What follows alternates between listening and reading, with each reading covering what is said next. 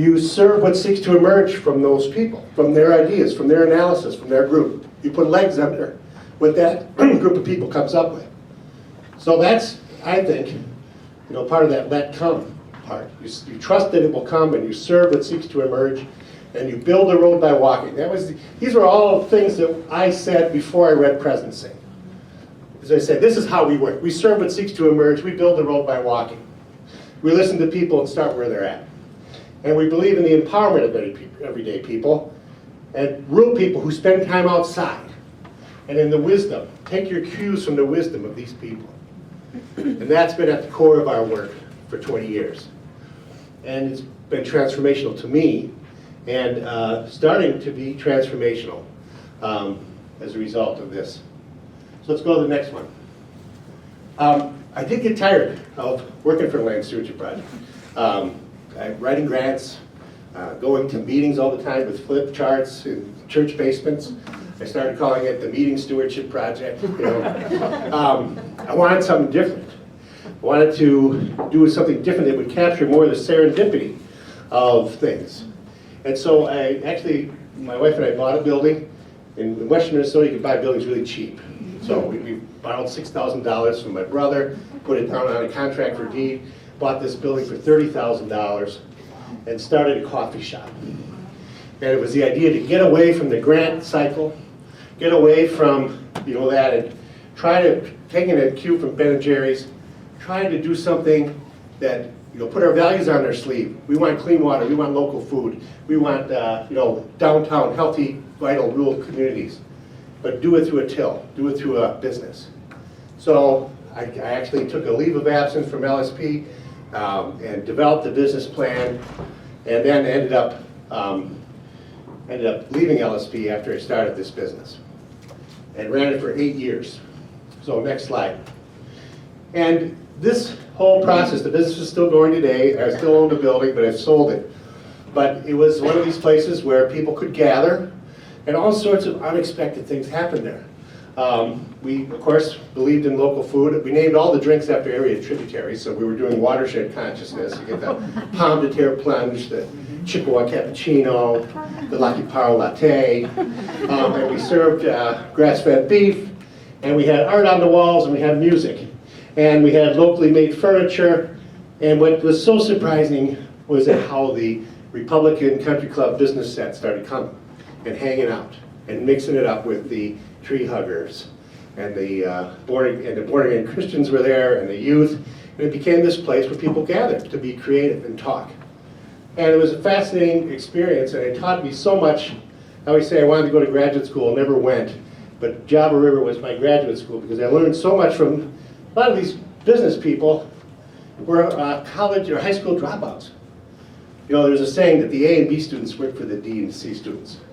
The D and the C students had to figure out how to make a living, and they were entrepreneurial, and then they needed to hire the lawyers and accountants.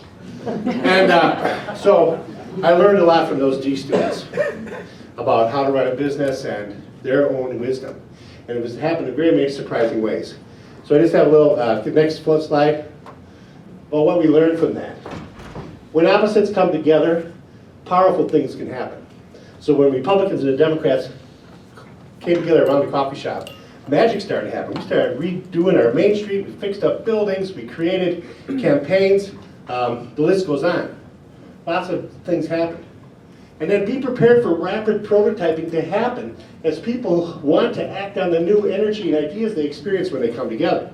So it was just all the time, in this creative place, people would be coming together, they'd meet each other, I didn't know that, you didn't know that about you, you'd like to do that too, well, let's do it, let's do it now, let's go do it. Because these entrepreneurs, that's what they're used to doing.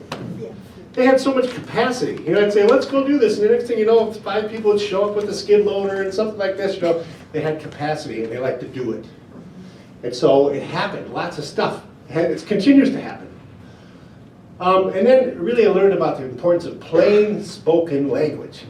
I could never get by using these words when I'm working and talking with these people. So we used different words. We used more plain words. I remember once I had one of my mentors. He said, we were arguing about something. We like to argue. And I said, well, what's the matter, Jerry? Aren't you comfortable with ambiguity? And he said, Abby, you don't even know what that means. And, but then later on, every time we would talk, or he'd give me something, he'd say, well, there's a little ambiguity for you. So you learn to talk like a coffee shop. You know, you talk like regular people talk. They aren't academics, they use plain language and simple, direct. So I learned that. And then how art, food, and music and business are powerful connecting forces. That's what I learned there. So next slide, please. Then I went to be the executive director of this organization called CURE, Clean Up the River Environment. I've been there for 8 years now as executive director. I brought a lot of what I learned from the business sector back to the nonprofit sector, and we created this retail storefront where we are selling watershed consciousness, information about how to explore the area of rivers, history, geology, and then of course, meeting, convening, bringing together different groups of people. And we always say, we use a lot of river metaphors in our work. So when we're working with CURE, we sometimes have people who don't agree. We have big farmers and tree huggers and teachers and students and housewives and business people all on our board. And we always have. It's been in existence for 20 years. And so sometimes what we say in our group is that we're looking for the V. You know, you're on a river, you're going down the river, you got rocks on either side, and there's a V in the middle. That's where you want to put your boat. And that's where you want to put your canoe. And so we say, where's the V here? You know, we're saying, what is it that we agree on? And we haven't had a philosophy ever since we began, only acting where there was 100% consensus. So our organization only acts where there's consensus, and but then we do stuff. We have a bias towards action. We don't just talk about it. So go next. I think when we learned from CURE, I guess back up a little bit, one more, would be that unlike LSP, where there was more kind of adversarial approach to the environmental issues, CURE was always more relational. And this whole idea of really listening and suspending judgment and listening to the opposite point of view and trying to find where, you know, the consensus was. That was much more a part of what my experience with CURE was about. And so it started to manifest in a big way with this next slide. You've probably all heard about the Lake Pepin. Now some people are calling it Lake Will-Be-Gone, where all the fields are drained, all the rivers are muddy, and the rain is above average. Lake Pepin is filling in with sediment from the Minnesota River at 10 times the normal rate of deposition. And within 100 years, the north end of the lake will be full. And it's happening at an alarming rate. The system is out of control. The sedimentation, the nutrients, and it has a lot to do with the cumulative effects of our industrial agriculture system. And there's a lot of controversy as people have taken this on and tried to raise awareness about it. And Big Ag and environmentalists have been at loggerheads in the media and in many different scenarios. And so CURE was part of this. And the next slide. And so what we decided to do was basically go on a sensing journey, trying to see the whole picture. And so we invited farmers and members from this part of this Minnesota River to meet with business people and environmentalists from Lake Pepin, people whose lives depended on tourism. We invited farm organizations and nonprofits and NGOs, but we didn't invite any media, and we didn't invite any government agencies. We just said, we're going to talk. We're going to have that, what was that, strategic microcosm that guy talked about, Hal. We created a strategic microcosm in a sense. Small group. Oh, we said, bring your wives, bring your spouses. You know, not all of their wives, but most of them were big farmers. And we said, bring your spouse, come and stay at the St. James Hotel, and we'll have some food and we'll talk. And then we'll have those people come and we'll show them the farm. Well, you know, simple idea. It took some doing to convince people, and it was a very courageous thing, I guess, to step, because I had suspended judgment, and I stepped forward to the edge of my circle and met with Warren Formal for the Minnesota Ag Water Resources Coalition. represented the big farmers and said, hey, do you want to work on this? Do you want to do this? We both took risks, and we still are suffering from it a little bit, because some of my environmental colleagues think that I'm a sellout, and people on Warren's side think that he shouldn't be talking with these tree huggers. But the thing is, it was so unbelievable what happened.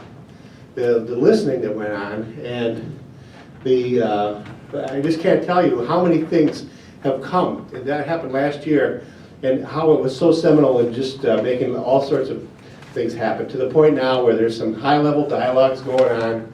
We're still kind of in this sensing, moving to the presencing, and but we can see where we're going to do the rapid prototyping, coming up very shortly, as a result of this just simple process of suspending judgment and putting each other in each other's shoes and listening to each other and finding out where the V is, finding out what it is that we agree on and we can work together on, and not trying to convince each other.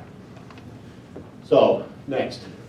One of the things that happened, one of the many, many things that happened, was that the Minnesota Corn Growers Association gave us money to buy a new canoe trailer so that we could take more kids on the river.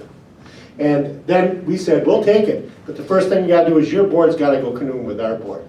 And so we went on a float this past September. And these are members of Tier Board and Corn Growers Board, and we went out to eat. And so a lot of this presencing thing too also happens on the river. We get people on the river. We say, you gotta get outside because it changes you. We don't care if it's a kid or anybody. Get on the river, feel it, see it, understand that flow of nature. And so this is one of the things that's happened. Next, the last thing I just want to wrap up is to tell you how I teach Theory U. And it really begins, we have to do a lot of canoe schlepping in my job. And so we're getting people on the river all the time. And one of the major things is how you tie the canoe onto the trailer. And we have to continually teach people. So as you see, there's a U here. And what happens is people, it's kind of counterintuitive, when they want to use their canoe strap, and they want to tie it on, they want to just kind of wrap it like this in a big O, around the canoe. And that's not the way to do it. You don't get the canoe strap right. So I was trying to figure out how I could get people to remember that you have to do the U. And I always say, wow, that's Theory U. And so just go to the next steps. So you have to use this U here, and you do a next step U over the canoe, okay? And you see it makes a U at the end, and that's how it's held down.